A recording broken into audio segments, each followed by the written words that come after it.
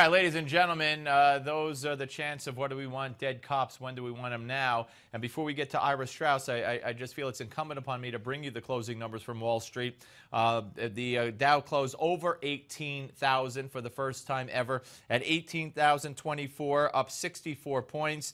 The S&P up 3.5, and the NASDAQ with the struggling health care sector down 16 points. But a record-setting day for the Dow yet again. All right, joining us now is Ira Straus, Executive Director of Democracy International, U.S. Coordinator of CEERN in NATO, and columnist for National Review. Ira, what we hear there in the chants, that goes along with your piece, hate speech leads to hate crimes, but it goes way beyond that kind of hate speech from those kinds of street thugs.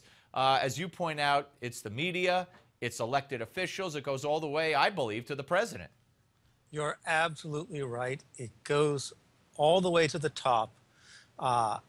It is not that Barack Obama wants to inspire hate crimes, but he's quite willing to toy with it, and his Attorney General has been quite willing to toy with it and help organize demonstrations with a view to getting ideological advantage out of it.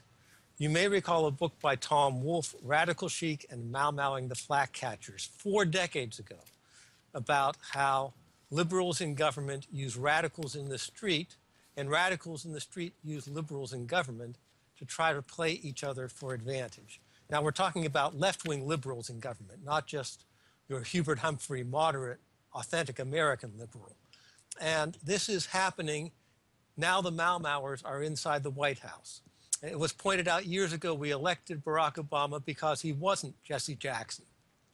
But it turns out Barack Obama, in many respects, is a Jesse Jackson fit for playing the game from within the White House instead of out in the street. No, I think you're right on target. And of course, you know, Eric Holder, Barack Obama, de Blasio, they're all cut from the same cloth, and you know, that takes the racist element out of it because de Blasio's white, so the detractors, you know, my detractors and people who speak like me, now that we add de Blasio, it transcends race. It's just what your attitude is, what your beliefs are, how socialist or communist or Marxist you happen to be.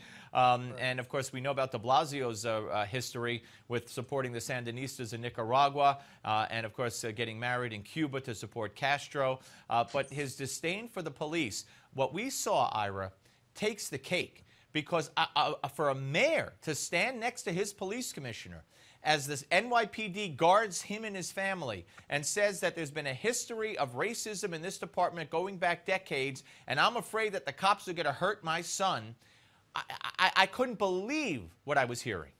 Yes, I think it was Mayor Giuliani who pointed out that if he's giving advice to his son, he needs to give him advice about staying safe from fellow black criminals who are many, many times more likely to kill him than a black or white policeman. Now, let's take the race element into this and out of it. There's clearly a racial issue in violence in America. And I was brought up as a typical suburban liberal Jew who learned to slander his fellow whites if they took any precautions for their own safety vis-a-vis blacks, to call them racist, either verbally or in my heart.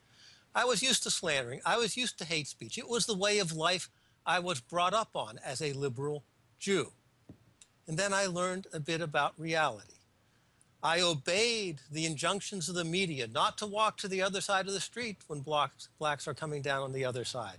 I lived in a mixed neighborhood on Capitol Hill. Not a bad neighborhood, but mixed. And I got mugged. I don't even need to tell you the killer of the person who mugged me. I'll be called racist if I do. I'm called racist if I presume you know, but of course you know.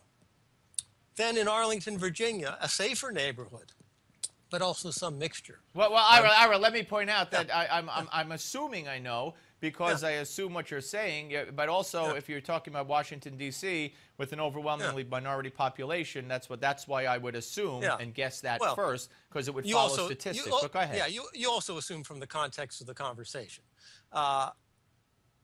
My wife got kidnapped at Razor Point in a shopping center and was very lucky to get off with her life.